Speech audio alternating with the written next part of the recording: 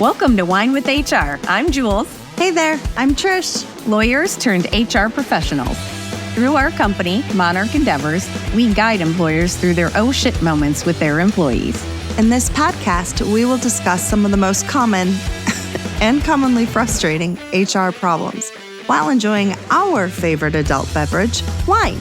So sit back, grab a glass if you choose, and join us as we think about and drink about all things HR. Welcome to this week's episode of Wine with HR.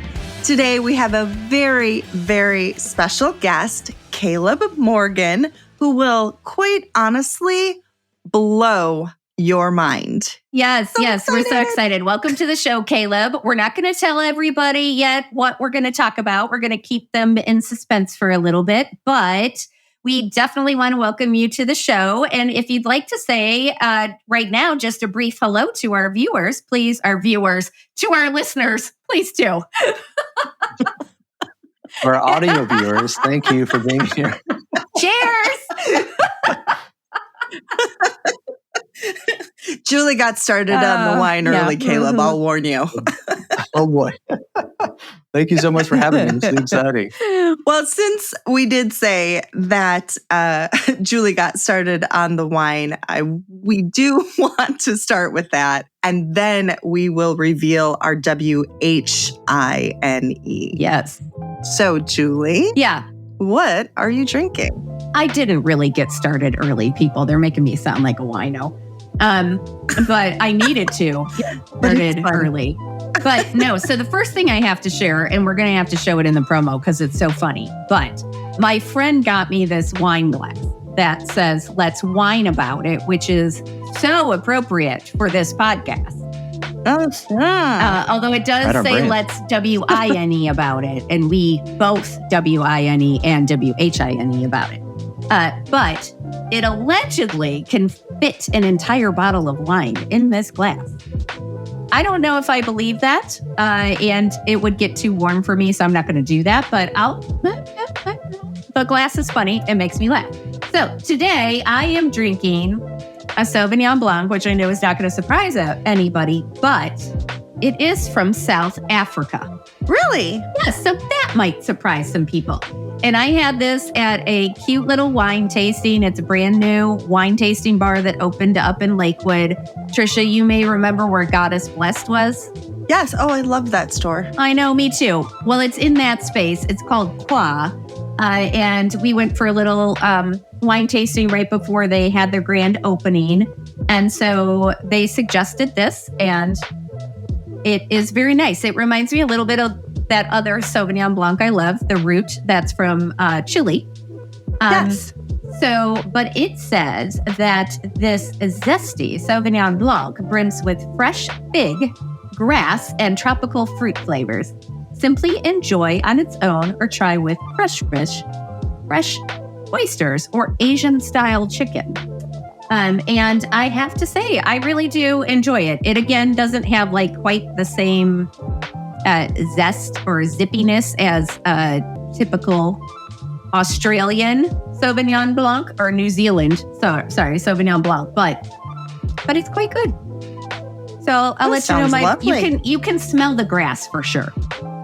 Yeah, interesting. Okay, so I Trish, want to know if you can taste the fig. Not yet. I'll let you know. Okay. All right. What are you drinking, Trish? So I am drinking Dreaming Tree. Nothing I haven't had on here before, right? This is not a new one for us, but I absolutely love it. For those who have not been exposed to Dreaming Tree yet, in one of our episodes, Big and Bold, this California Cabernet is full of character and full of body. Rich flavors of blackberry and plum with a touch of toasty oak. This is a Cabernet you won't want to keep to yourself. I don't know about that. I have a tendency to keep them to myself. And then there's something about smoking fish, which I haven't read yet. So I'm not going to read out loud because I don't know what it says. But all right. Anyway, it's lovely as always. Now, Caleb, I see you have a lovely bottle of water. Yeah, I have the local convenience store specialty variety clear purified water. It sounds absolutely divine. One of my other favorite beverages. I'm not going to lie. Refreshing. Yes. No, I have to stay as alert as possible for what I do. So. Makes total sense. We do too when we're doing that part. Yeah, not so agreed. much the podcast, but okay. Sure. So let's get to the WHINE. Trisha, you have been sort of cryptic about our WHINE of the day. So what's up with that? So I was trying to give you guys hints. I was saying things like blow your mind and reveal. So Caleb not only is a motivational speaker, but he's a magician. Abracadabra. Please don't reach out and grab anybody because then you'll end up having to hire us. Right. That's a big no from HR. I am just so excited about this. All right. So Will and I were down in North Carolina. We're at this cute little, it's like a restaurant and a brewery that's attached to one of the malls down there. And we're sitting there and this gentleman approaches us. And the first thing he says, though, thank goodness, is, I'm paid to be here. So like, I'm not a creeper. And we're like, okay, that's a great start. Well, then he proceeds to ask if he can show us like some sleight of hand magic. And of course, I'm totally geeked out because I absolutely love that. And really and truly, he proceeds to blow our minds. It wasn't even as much about the trick as the connection. Somehow or another, like I felt like Caleb and I were best friends by the end of how long were we together, Caleb? 15 minutes, 10 minutes, something like that? Something more like maybe 7 to 10 minutes. Yeah. Yeah. It was crazy. And in the meantime, as we're making this connection and we're sharing stuff, he somehow manages to do a couple of other tricks. And we look at each other, we go, when did he do that? How did he do that? What the heck just happened? So we instantly connected. And once he started telling us more about what he did, Will and I looked at each other and we went, podcast. The world needs to see him. Oh, and it turns out, by the way, that they already have seen him. Yeah. So y'all, all of our listeners, Caleb was on Penn and Teller. So Caleb, why don't you tell us a little bit about yourself and also that experience? Yes, thank you so much. It was great meeting you guys, Trish, here. I'm from Charlotte, native Charlottean, which we're seeing is more and more rare nowadays for some reason. Because it's such a great place. Yeah, well, it's because everybody comes here, and it's like, where all the people go that I grew up with? I don't know. But we love it here, my wife and I. And so this is my career now. So since I was like 8 years old, have been fascinated with illusions and sleight of hand and magicians and kind of the stage performance. And did a lot of different things. Have my degree in Spanish. I was an interpreter translator for a while. I was a school teacher for a while, and just had the opportunity to kind of go for it. And so started my official career about 10 years ago, and I was auditioning to be on the Penn and Teller Fula show in Las Vegas.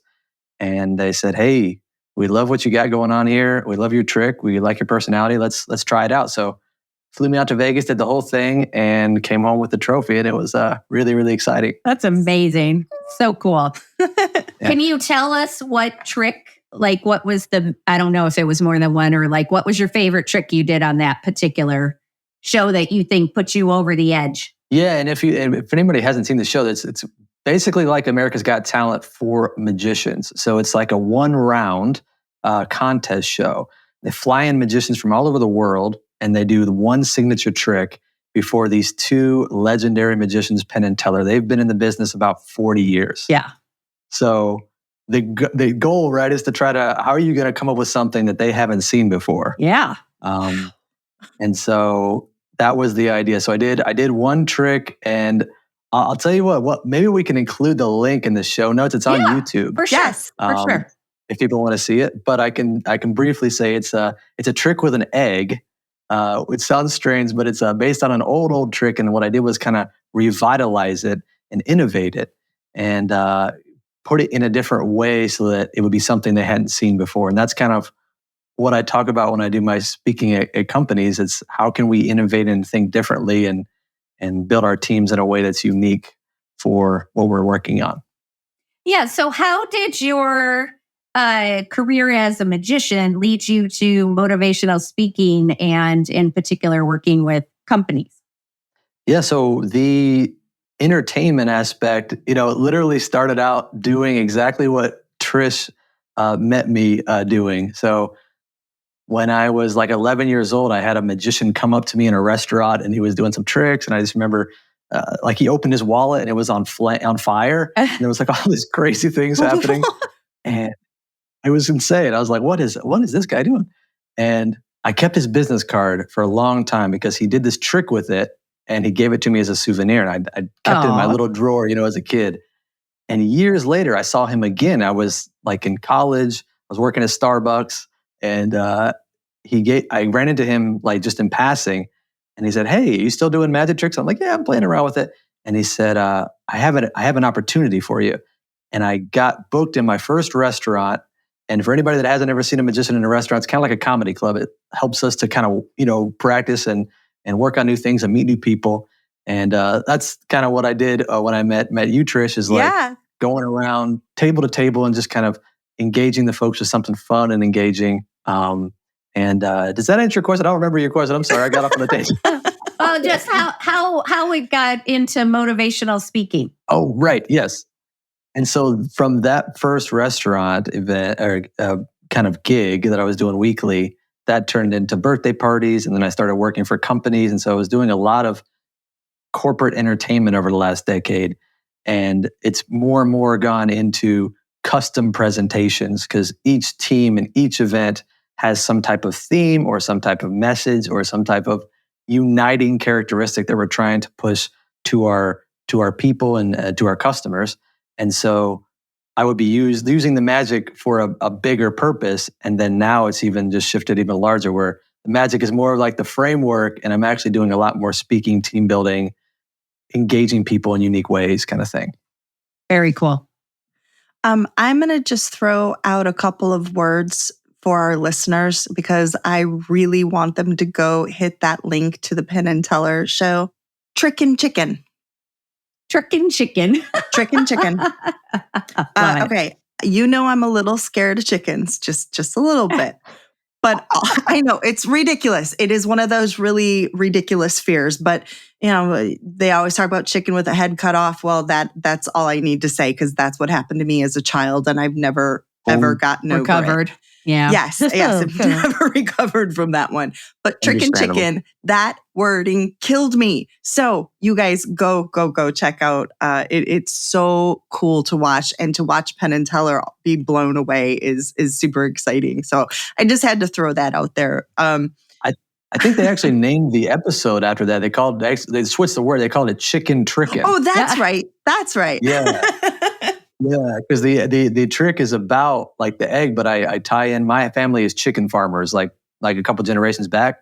So there's a presentation about chicken farming, and there's no heads cut off, so you would enjoy it. I was like, Trisha's never coming near your farm, but that's okay. No, I'm working on it. I really am. I'd like to have a couple of chickens if I can get over this fear.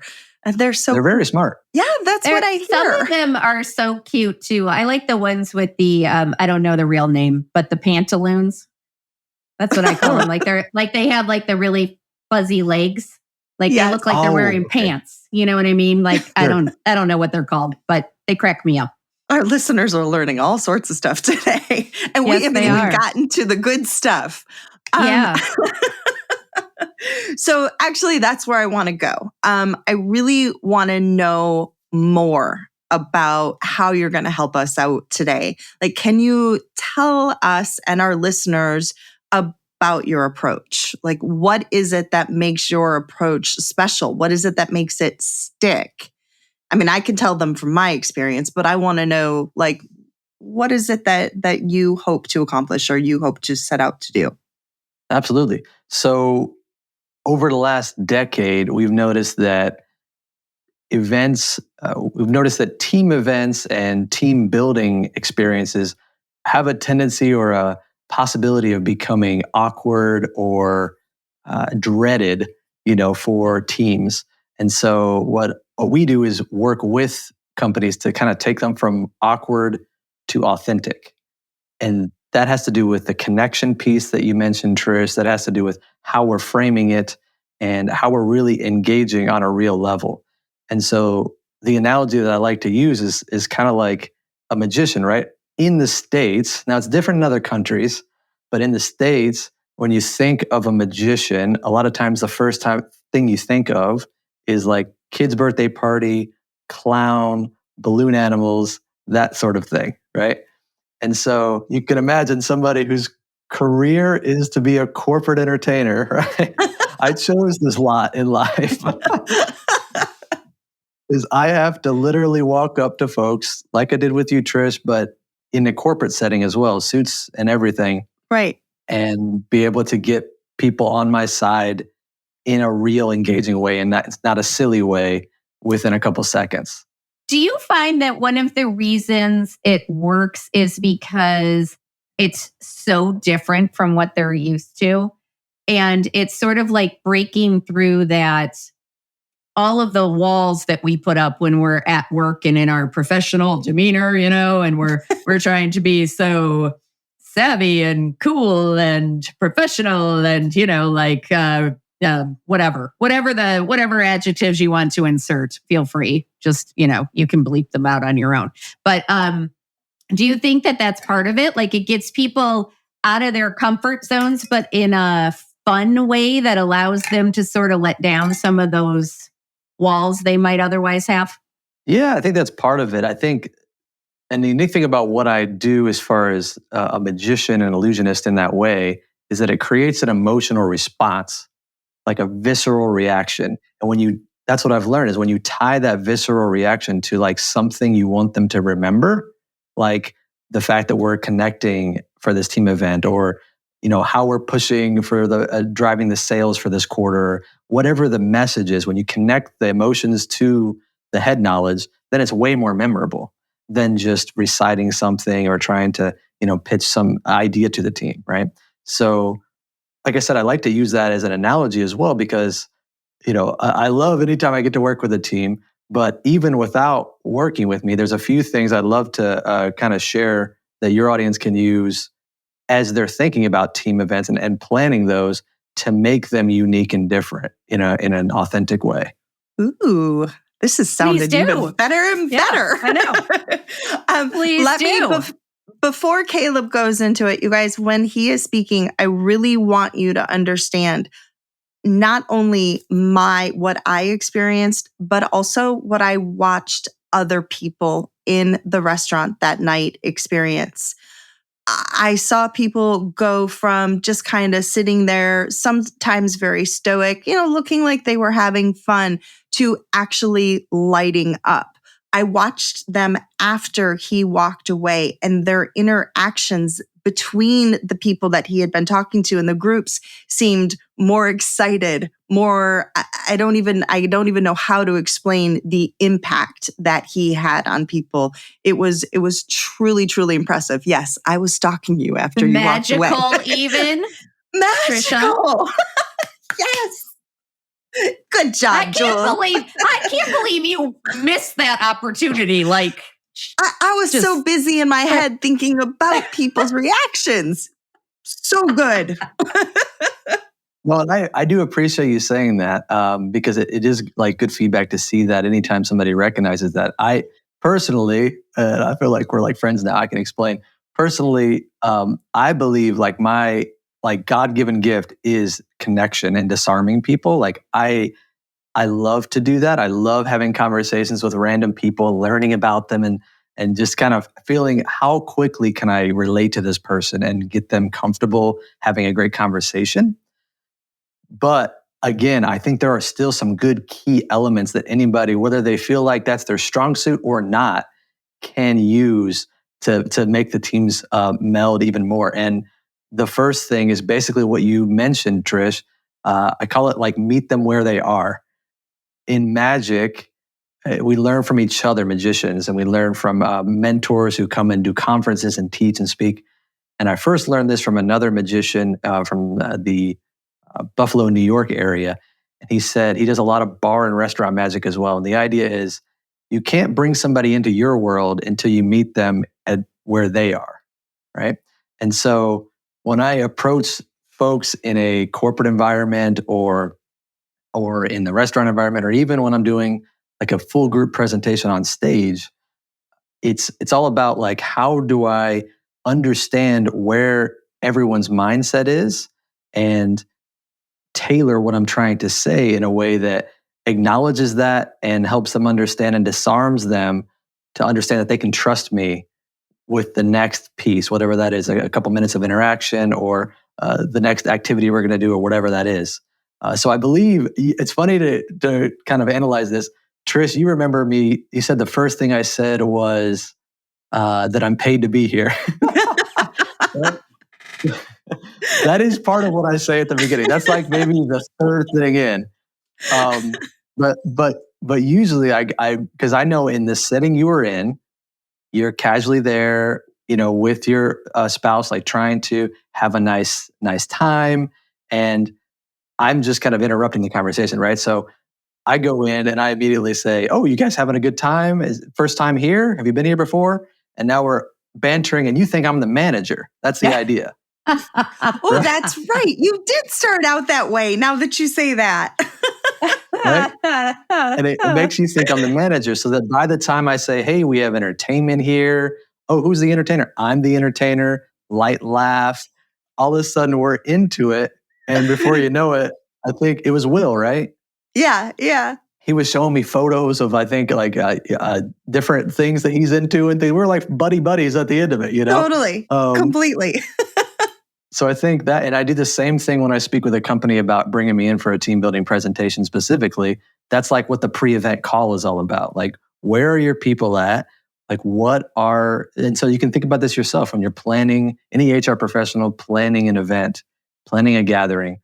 What headspace is all your team in right now? What time of year?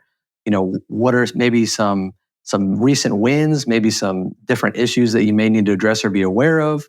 Kind of how does the team mesh, and really understand that first as you're planning this event. So that would be like number one.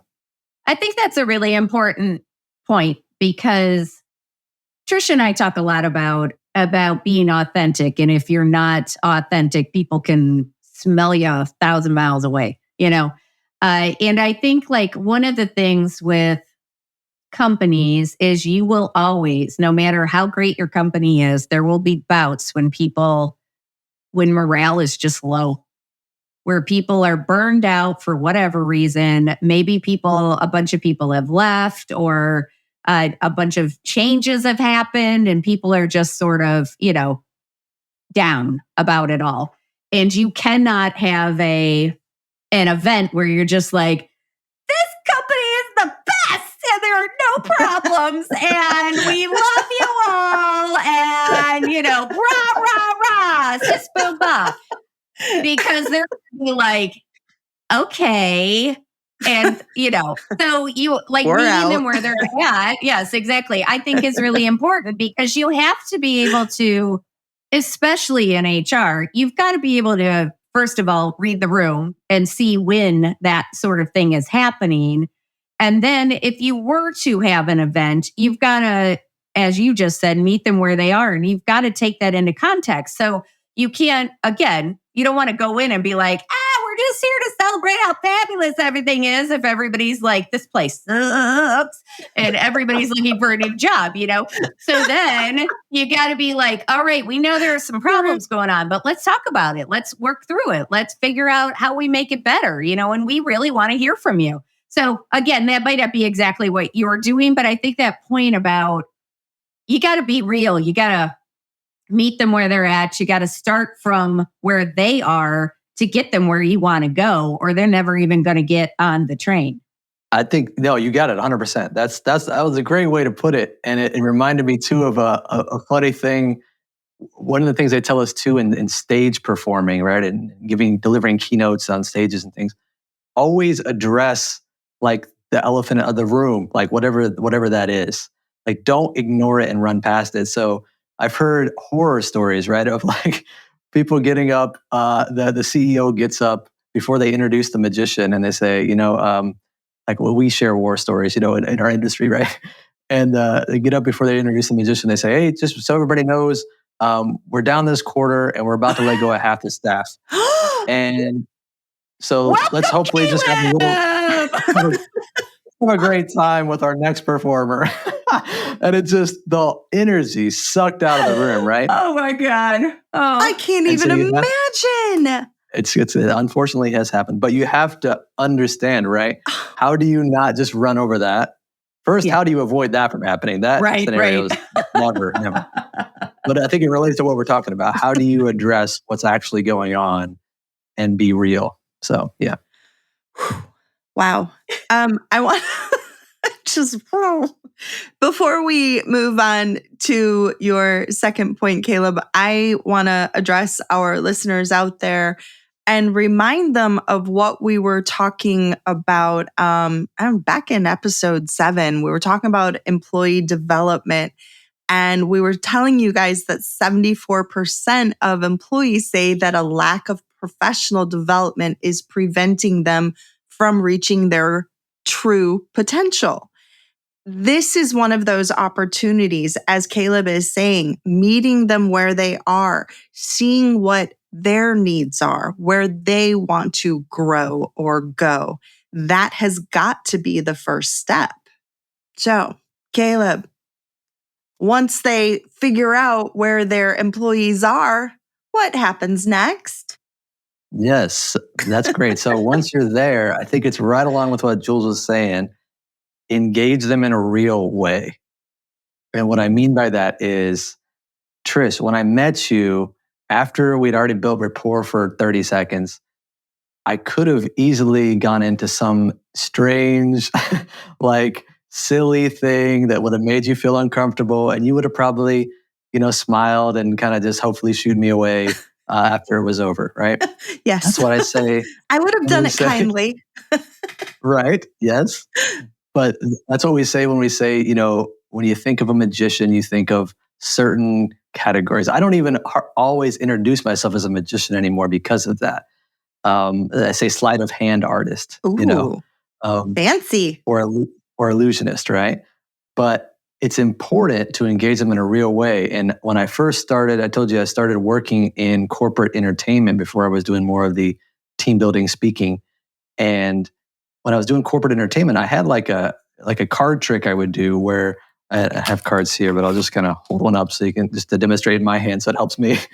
I would set the card in someone in the audience's hand, and I would maybe blow on it or snap my fingers, and now they turn it over, and I would say, "Oh, did you see the card change?" And even that language is like, okay, they're thinking he's expecting me to believe that somehow the physical elements of the card change, which I know is not possible. So now we're in this awkward thing where I have to smile, right? And I was young. I didn't know at the time, right? And so now what I do is once the card is in their hand, instead of snapping or anything, I say, "Did you see the card get switched?" And they're, "What do you mean you switch?" And now they turn it over. And now there's this shock and awe moment because I'm meeting them where they are, like we said, at their level of intellect. I'm not trying to make them look silly.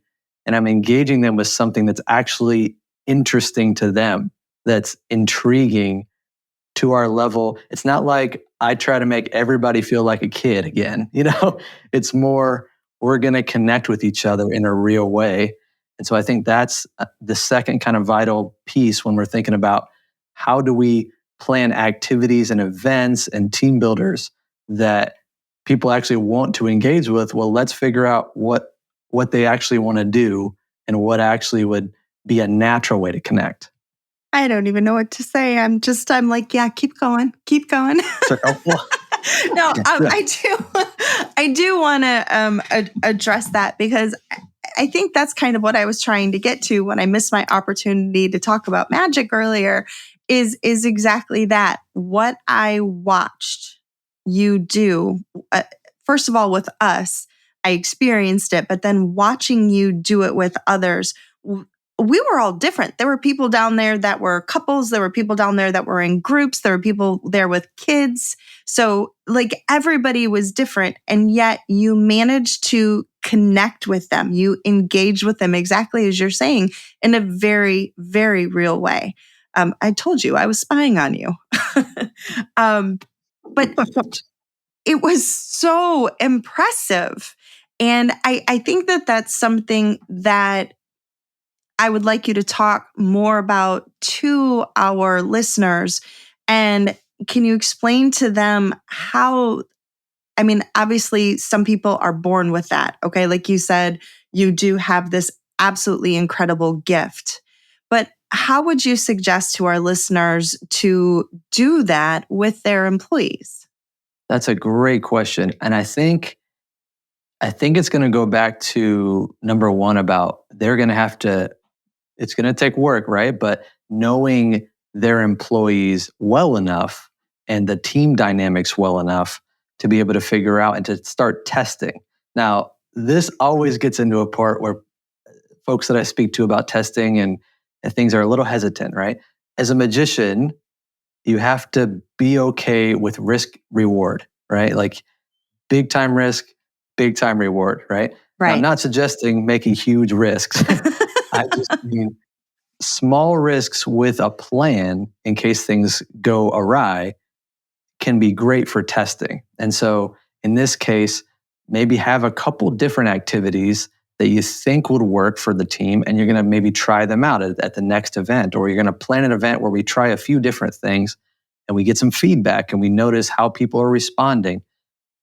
In the fact that I've worked my entire career in restaurants and local spots while I've been doing these corporate stages and corporate events and things like that, has allowed me to always be testing new material and always be seeing how the general populace responds to that, depending on their age, depending on the environment, so that when I get in front of the corporate audience, it's like smooth. I know what's going to happen. I know what's going to work because I've done it hundreds of times. So I think that would be the way I would suggest, just kind of trying to understand where they are and trying to engage them with things. And the reason I say that is also because, I'm the oldest of four. So I have 3 younger siblings, and they're all in kind of, one is an entrepreneur, but the other ones are kind of in corporate age range where they work with other companies. And I asked them too, it's like, okay, so what, just them personally, knowing them personally, what is kind of the vibe when it has to deal with like team building? It's like some people think that this is going to waste their time. Some people think that this is not going to be very fun and engaging. And like Jules was saying, like, maybe we don't really like to be here anyway. So why would I want to do this? So once we address that elephant in the room, like how can we like do something that they maybe taking suggestions from them? Would this be an okay time to mention that I also have a resource for this? Absolutely. Yes. After listening to this, for any of your listeners that want to, I have a little PDF I put together of several different ideas of activities that are unique and fun and engaging in an authentic way and easy to do and easy to put together. And I put it up together in a nice little PDF. If they want to just message me on LinkedIn, I'm happy to kind of send that to them just to get their juices going and working this way. Oh, that's so awesome. I know, that's amazing. And we will have Caleb's LinkedIn information in the show notes. So if you want that, make sure you send him a message and connect with him on LinkedIn and get that. because that sounds fabulous. Do you love news about LinkedIn, Indeed, Google, and just about every other recruitment tech company out there? Hell yeah. I'm Chad. I'm Cheese. We're the Chad and Cheese Podcast. All the latest recruiting news and insights are on our show. Dripping in snark and attitude. Subscribe today wherever you listen to your podcasts. We out.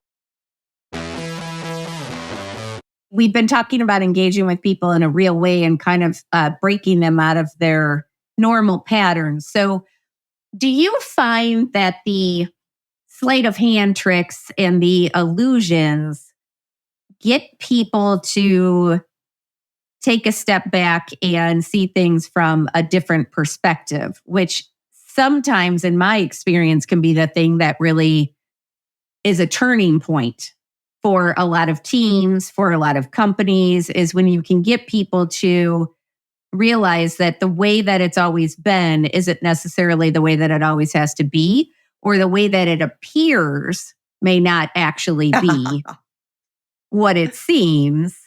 And that sometimes just being forced to see things differently can help people have a new perspective and turn things around. Yes, I don't mean to keep plugging what I do exactly directly, but you're 100% right. My big focus for the sleight of hand and the illusions part of it is using it as that's what I talk about, is perspective. Is shifting our perspective. We were just 2 nights ago at a hotel for a leadership development seminar here in Charlotte, and I had about 40 emerging leaders in the room, and they had me do a little presentation after some mingling. I did a little mingling close-up entertainment like we did with Tris and Will there. And then after that engagement, they had dinner, and then we did like a little presentation. And they wanted me to tie in these elements. And so one of the things I talked about was I showed kind of the trick that I did on Penn and Teller Fool Us. I have a version of that I perform live. And I showed how by just looking at the other perspective that I see, it changes everything. Like all the dots start connecting in your head a different way. And all of a sudden, what looked to be one way, by changing one element, just the way you perceive it, now everything changes and now you have a new reality. And so it's a great analogy. You're right. It's a great analogy for getting people to understand how we can see things differently and how much that changes the results we get. Yeah, well, Trisha and I don't remember what episode it was, but we've talked about implicit bias a lot, and confirmation bias and groupthink and all the things. And that's part of that is very easy for companies to get caught up in, where we are doing this because we've always done it this way, or we can't change it because we've been through that. We've looked at it and it's too hard and blah, blah, blah. Like they just get caught up in that pattern. And so anything that can help people break through and start to look at things differently is really helpful. I always try to, in my classes, I usually have like a rock or something next to me. And I know I have one here, but it doesn't matter because we're not on video, we're on audio. But I usually, see, Julie has a good rock. What? I know I have it. Oh, here it is. So like, this is a little one, but I will take the rock and usually the one I'm using has a different side to it. So like here you see one thing, but then when you flip it here, oh, look, it's totally different. And then, so I remind people that as they are engaging with whatever their task is in front of them, whether it's an investigation or whether it's hiring or whether it is team building, as we're talking about, that flipping about and trying to look at things from a different perspective, like really try to flip it on its head and understand that where you're seeing it may not be where others are coming from. And so this is why, Caleb, I think what you do resonates with me so much, because I do like that kind of that, how the heck did that just happen? And oh my gosh, now I need to know more. That excitement, I think, will transfer through to people and then have more of a lasting impression, which I do think goes to your third point. It does. And just before I get there, I was going to say the other thing about that perspective that I like is in some scenarios, in some events, a company will invite me in to do, like I said, more like when I do the team building, sometimes we have time to also do like a little lunch and learn, like teaching type session where I will teach a couple simple magic tricks. And then that even gets even more engaging because now it's like, whoa, we really can see like somebody like the magician's perspective and how many years and how much work goes into that. And so one of the things we like to talk about is the invisible, like a magician, like is one of the only art forms where I spend years working on something to never show you how much work I put into it. Yeah, that's true. Yeah. Right. And so in the same way in our jobs and our professions and our careers, we can celebrate the invisible work. Like when I go to a magic convention, a bunch of magicians in a room, a magician will be up in the front of the crowd performing something, and all the magicians in the audience start applauding at the wrong moment. It's like nothing happened. What happened? It's because we recognize the sleight of hand move that happened there and realize, oh, wow, that was so invisible. We didn't even see it, but we're going to applaud because we know how much work went into that. Aww. And in the same way, and in the same way, our teams, we can celebrate each other before the customer, before the end user even gets what we're preparing for them. We can celebrate all the work that goes into it. So things like that, where we start to shift our perspective and understand new ways of thinking about it, can really make a difference. That's really important because it validates the work that people put in on a day-to-day basis, which, like you said, oftentimes does not get the glory. So, For sure. All right. What's the third point? The third one, the third one is make it memorable. Make it memorable, and I say that's definitely something that, like you were saying, Jules, earlier, it's like something that people are going to remember and talk about. This we're talking about the emotional and the visceral response, and making it something that they don't forget. Because I end up talking with people. I actually talked with somebody yesterday where I worked with their company a couple years back, and they had some change in staff. And I call a random person that wasn't the person I thought I was supposed to be talking to. And they're like, "Oh, she no longer works here." And I said, "Oh, well, I worked with the company a couple years ago. We're looking to maybe do something else with the company." And she goes, "Oh, are you the magician?" I was like, "Yes, yes, I am." And so he goes, "Oh, I know exactly who you are. Yes." And so it's like those moments, right? They stick in people's heads for years.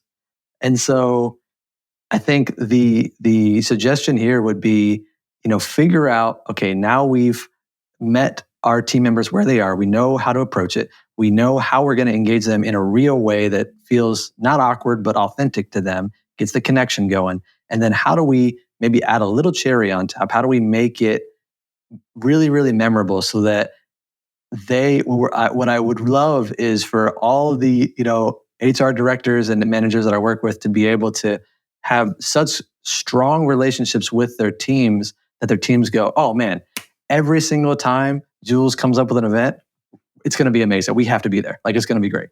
Every single time Trish comes up with it sounds like a harebrained idea, but trust me, she knows what she's doing, And I know you guys do a fantastic job of that, but that's kind of the thing that we talk about with these kind of HR situations is like, how do we create that rapport and that reputation that, hey, we're really looking out for our team here, and you're going to love coming to this thing, and you don't have to dread or feel like it's going to be awkward to come to the party or to the team builder or whatever it is. Yeah, and I think that that's a good point for the HR folks to remember, because when I'm thinking back on some of before I got into my current role, some of the most memorable things that I did. So I worked for the Ohio Lottery way back in the day when I was in law school. And somehow I forgot about that. Yeah, right. Yeah. Somehow I got put in charge of doing the annual sales meeting. And I was like, okay, well, we're going to go all out then. So I brought in a team, like I hired an outside company, and we did they had to build puzzles, but big puzzles out in the field. And they had to do all these team building activities that I'm sure they were all groaning about at the beginning, but they all really enjoyed them. And I think that's kind of the same thing that you do. Like when you bring people slightly out of their comfort zone, even though they may walk in the room going, what the bleepity bleep has Trisha or Julie or, Caleb signed us up for? Like, here we go. We got to do this dumb team building thing. But if you can engage them, as you said, in that real way, and they finally sort of succumb to it and they just get in it, it becomes that thing that they remember forever, because it's different enough than what they do every day that it is memorable, but it also makes them step out of their comfort zone, connect with people they normally wouldn't. So not just you, Caleb, or me or Trisha, but their teammates who they work with every day. It helps them connect in a different way, which is really important. Trisha and I recently did an episode on that as well, about how Trisha and I talk about people forgetting how to human all the time since COVID. Like, we've forgotten how to talk to each other. We've forgotten how to connect. We've forgotten how to be human to one another. And things like this, as silly as they may seem sometimes, can really start to build those connections again, because they give people a reason to connect. Because you're all connecting over, for you in particular, Caleb, it's like the word that keeps popping into my mind is wonderment. Like when you see something like that, you see a magic trick or an illusion or something like that, it's this sense of wonder that there is still magic in the world, that there are things that maybe can't be explained, or that there are just things that can just be fun, And I think that that's really important, to have events like that where people can just connect on a human level, and that can be long lasting. So not only is it memorable, but it might actually start fostering relationships that weren't there before that event happened. For sure. All right. So I want to throw something out here. Way back in last season, in our 15th episode, Jules.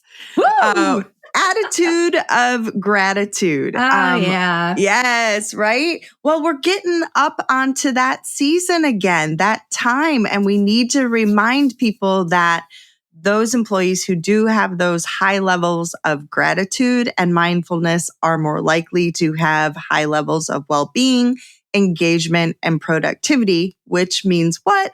Lower levels of stress at work.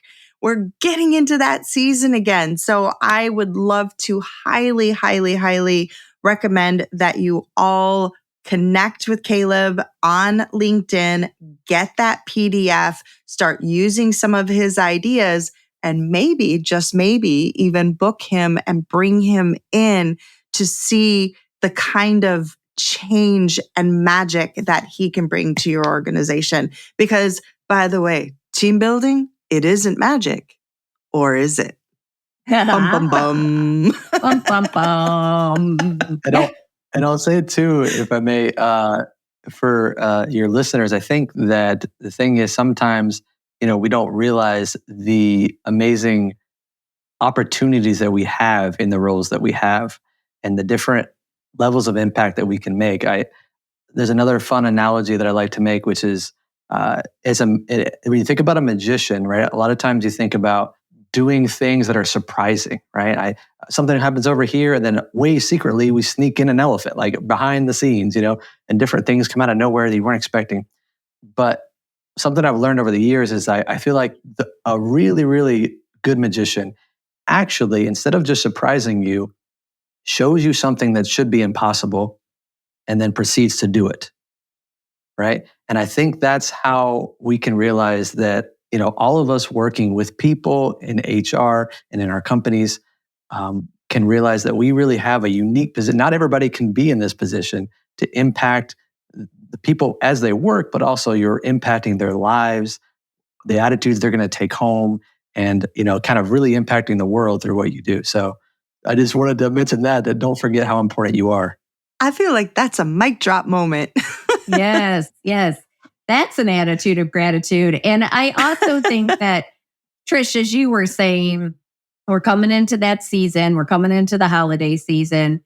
It's also nice sometimes just to give your employees something fun, like bringing Caleb in or doing some other activity that doesn't have an ulterior goal of team building or making everybody sing Kumbaya or, whatever the case may be. But just although if you bring in Caleb, that will happen. That's an added benefit. But they won't even realize it. Yes. Sometimes it's just nice to be like, you know what? You guys have been working really hard and we're just going to have this fun thing. And that's it, Yep. I love it. I was going to ask you for any, final thoughts that you have. No, I think the last thing I said was kind of it. Is just I always say anytime I deliver like I said, like a keynote presentation, my youngest sister, I'm closest with her, and we used to play this game where we would. Have you ever played that? You guys ever played that game with you draw like a line on a piece of paper and you give it to somebody else and they try to add stuff to it to make it like an image? Yeah. Yes. Yeah. So that little game, she told me recently, she's like 21 now and she's getting a lot more philosophical. And she said, I think that line is kind of like our life. And I said, what a great thing to put in my keynote. Yeah. Wow. But it's true, right? It's like each of us is given a line, right? Given different circumstances and positions and opportunities and skills and interests. And then we decide what we want to add to it and make it our own in order to create something amazing for the world. So, and where we want to intersect with others. And sometimes there are twists and turns that are unexpected. Yes. But in the end, it makes a beautiful work of art. Exactly. I love it. All right. So wait, did you say that you had something to show us? I do. I have like a little trick that we can do on the air. Awesome. For you guys right now, if you want. Awesome. Yes. Let's do it. Yes. Okay. So I got to ask, do either of you have I know you have a dog, right? Tris, do you have a dog too, Jules? No, I have 3 cats. 3 cats? I have 4 cats too. 4 cats? What kind of dog is yours, Tris? She is a mix of Border Collie and Brittany Spaniel. Actually, she was born in South Carolina. Oh, wow. Okay. Yeah, we rescued her when we lived in Charleston. Oh, wow. That's amazing. Yeah. That's the thing. It's like, what's cool about dogs is that, and cats, right? They become part of our family and we love our animals so much. My wife and I, we don't actually have our own dog yet, but we have what she calls a nephew dog. Oh, yeah. It's I have her lots brother's of those. dog. You do? Oh, yeah. For nephews and nieces? Yeah. Oh, yeah. Her brother's dog, we actually keep so much that it's like he has his own little, I'll show you kind of here on the, it's like he's got his little head on the pillow. Look at the pillow, his head. Oh my gosh. He pulls a little pillow out in front of the middle of the floor and puts his head on it. He's a little golden doodle. Oh my gosh, he's so he thinks cute. He's little, but he's a lot bigger than he actually thinks. So I don't know if you've ever experienced a golden doodle, but they're very cute, very affectionate, but they're also kind of, they're mischievous, like they tear everything up. And so you can imagine me with the decks of cards all at home and getting home and a whole deck of cards like destroyed, right? And then he comes to the floor wagging his tail, thinking he did something right, you know? Yeah. Mm-hmm. So we're going to try something. I want you to imagine what it would be like as he's tearing through the deck of cards little by little. I'm going to have you guys make the choices. Okay. It's just going to be imagination. So first, Trish, I want you to think in a deck of cards, there's picture cards and number cards. Yes. Which group do you think he goes for first, the picture cards or the number cards? Picture. Picture. You sure? Yes. You don't want to change? No. Okay. I'm going to give you options to change this whole time. You'll notice it's going to be very, very clear and fair here. So picture cards, we have the kings, the queens, and the jacks. Okay. We'll go over to you, Jules. The kings, the queens, and the jacks, you got the men and the women. The kings and the jacks are the men, and the queens are the women. Which one do you think he tears through first? The kings and the jacks, the men, or the women? Men. 100%. The men.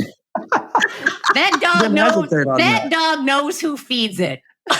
And got it that pillow, and got it the toys, and the rawhide bones that are only from America, so they don't have anything weird in them. Oh yeah, no, that dog knows.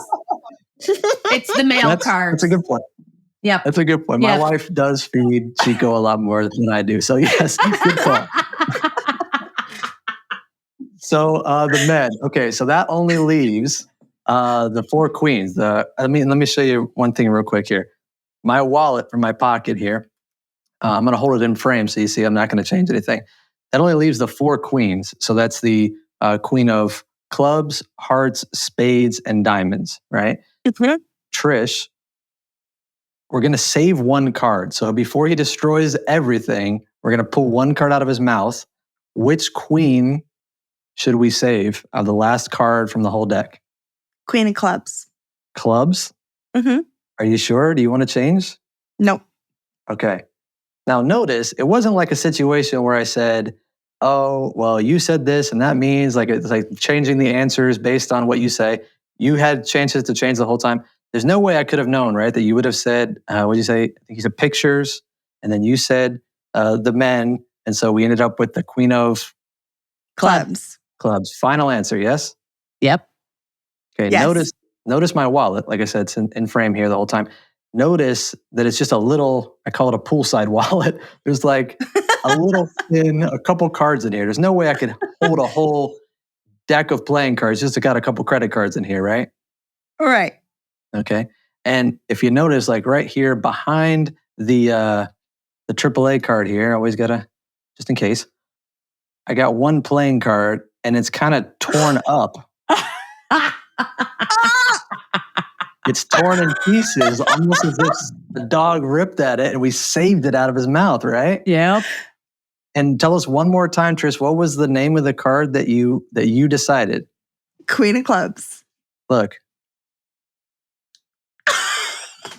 The Queen of Clubs. He can do magic. That's amazing. That was cool. I have goosebumps. Isn't that fun? I have That was fun. goosebumps. That was fun. That was so cool. And I wish all of our listeners could see, because like there was no way that he was like, oh, I'm gonna just throw this one in there. No, could not have happened. That was cool. Fun. It's awesome. Oh, thank you for that. Yes, that was You're great. welcome. That was great. Thank you. I think this was so wonderful, Caleb. I love that it just, I mean, it gave me a new perspective on how to approach certain issues. And it reminded me that, you know, you can make things fun and still have untold benefits for your team or your company or your employees just by helping them step outside themselves for a little bit, forget about, you know, whatever's going on in their lives, connect with their teammates and their coworkers and their bosses and each other, and just kind of regain that sense of wonderment. And I think all of that is really, really cool. And I think it's amazing that you get to do that. And thank you for sharing a little bit of yourself with us today. Thank you. This has been awesome. Tricia? And Caleb, I just want to say it was so good to see you again. And thank you. I feel like today actually, it sounds really weird because everybody heard at the very beginning how excited I was about our initial interaction that we had. And as it seems like the more and more that we interact, the more and more of an impact you're having. So I just, again, want to throw that out to everybody. Like, this is not something that's just going to be like a, yay, here's the event and now it's over and cool. When he mentions make it memorable, I promise you, not only is it going to be memorable, but is going to continue to impact your teams for years to come. So Caleb, thank you so much for joining us. Yeah, Thank you. Thank you. All right. So now we got to get back to the WINE, or in Caleb's case, the water that H2O. yeah was not turned into wine, but that's okay. Is your water still treating you well? It's still treating me. Yeah, I leave the actual miracles for the man upstairs. I just drink water. Can you taste any fig in yours? Because I still cannot taste the fig in my wine, but I will say I'm enjoying it, as probably all of our listeners can tell. Trish, how's your wine? Well, you would be very proud of me. I've only had the one glass while we've been talking because we still have one more episode to tape today. And I really, really do not want that one to go awry. So, I love my dreaming tree. Always highly recommend it. I still need to know what is happening with the smoking fish, but we'll leave that for another discussion another time. All right. Well, thank you everybody for joining us. As we said in the show notes, we will have the link to Caleb's website. We will also have all of his social media links. And if you want that PDF that he talked about, which, hello, it's free and it's great. So please reach out to Caleb on LinkedIn. Again, the link is in the show notes. Just ask for it, and then you guys will be connected, and you will have all of his information if you want to reach out and bring him in, maybe, again, like we said, for the holiday season. Put a little magic back in your company, in your team.